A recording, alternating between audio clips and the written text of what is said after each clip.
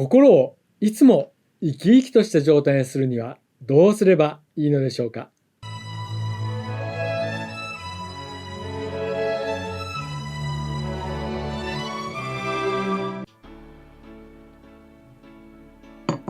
はい、夏も終わって季節は秋から冬へと変わってきています。こういう季節の変わり目とか寒くなってきた時にはこの、バータティーがおすすめです。これですね。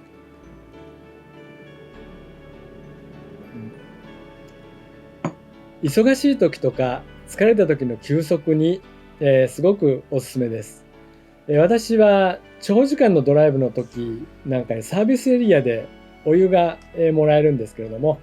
そういうとこでお湯をもらってこのバータティーを入れて、飲んだりしています。とても、良いリラックスタイムになります。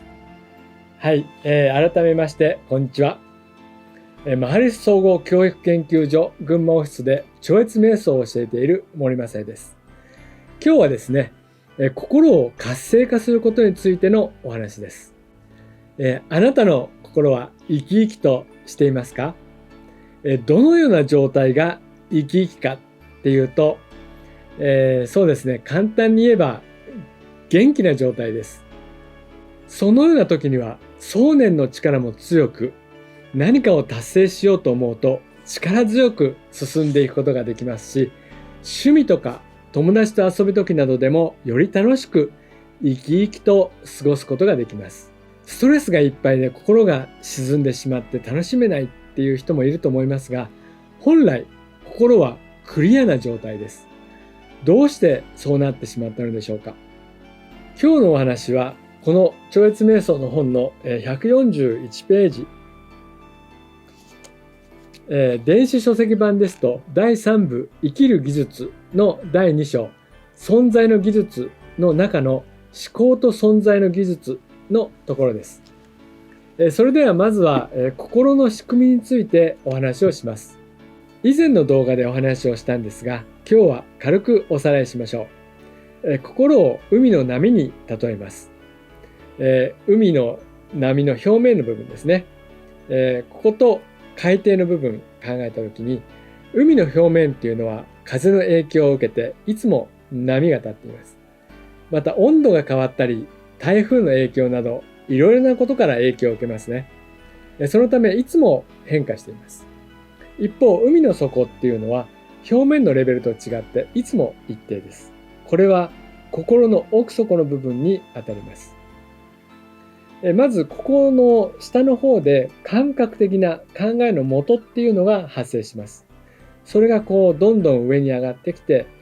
やがて心の表面というか海で言えば海面に近づくときには言葉として認識されます。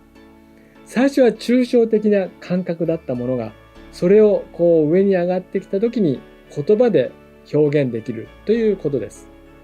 こうやって手をつねったときに最初はなんか痛いような感覚があって、それが、その後で痛いっていう言葉で認識します。こういう順番です。この表面のレベルですね。ここを現在意識と呼んでいます。そして心の奥底、海で言えば海底のレベル、そしてさらにその奥にある、その下というか奥にあるんですけれども、それは思考の源っていうもので、それは存在とも言われています。存在っていうのはそこにもあそこにもどこにでもあるものなんですけれども、詳しくはこの超越瞑想の本を読んでいただくとして、ここでは心の源っていう認識で大丈夫です。実はですね、この心の源っていうのはエネルギーに満ちているところでもあります。この心の源を活用することが心を生き生きとさせる鍵になります。この心の源っていうのは超越瞑想を行っている時に思考の最も微細な段階を超越した時に到達できる領域です。超越瞑想中っていうのはいわゆる海の表面から潜っていって海の底に到達して、さらにそこを超える、超越するっていうことになります。心で言えば現在意識から超越意識へと向かっていくことになります。この超越の領域に達した時も、こ心が何かを考え始めると、その領域から出てきてしまいます。つまり心っていうのは考えている状態か、あるいは超越している状態かっていう2つの状態のどちらかになっています。そうすると、考えることによって超越している状態から出てきてしまうので、いわば思考ですね。考えることっていうのが何か超越のところから自分の方に引っ張ってきているようにも見えます。海の下の方の部分に留まっていることと、そこから出てきて表面に行くことですね。そしてこの辺でいろいろと考えが出てきているわけです。で、これは実は一般的な人の場合の話なんです。超越瞑想を実践している人、あるいは何か訓練をしたり修行をしている人の場合には少し違った状況になっています。それはどういうことかと言いますと、この心の奥底、想念の源を純粋意識とも呼んでいますが、超越瞑想を行うことでここに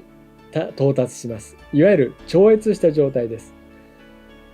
瞑想から割るとここから出てきてしまうんですけれども、その超越した状態を繰り返し体験することで、この超越した状態に親しむようになってきます。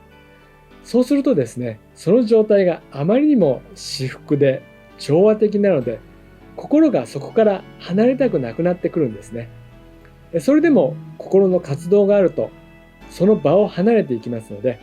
これを繰り返すことで、だんだんと超越した状態が心の中で維持できるようになってきます。心がどのような状態になっても、超越した時の意識状態と離れない状態っていうのが生まれてきます。超越した時の意識状態っていうのは純粋意識と呼ばれて、超越瞑想の、この本の中では存在と定義されているものの本質でもあるんですけれども、心がそれとくっついて離れない状態になってきます。純粋意識っていうものを体験したことのない人っていうのは、そもそもそれを知らないので、基本的にはいつも分離しています。それが超越瞑想を行うことによって分離された状態から一体化された状態へと進んでいくわけです。そうすると心の本質っていうのが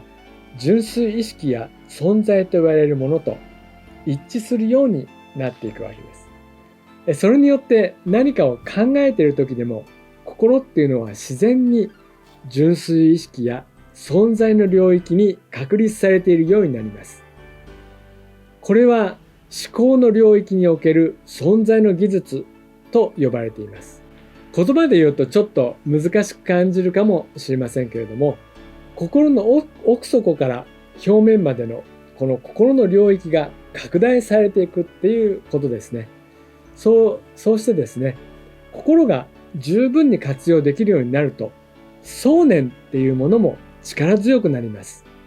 それによってあなたの活動も力強く満足できる達成を得られたり、生命の目的を達成することができるようになります。こうして考えてみると、このような心の状態っていうのは人生におけるいろいろな達成の基礎であるとも言えますよね。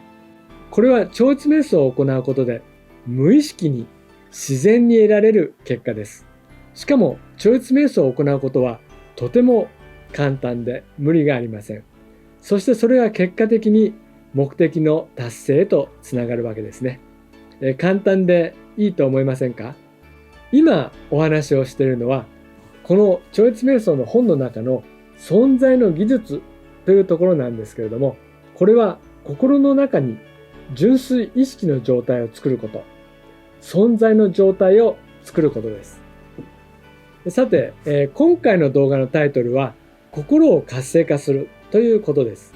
これは私たちの心の中、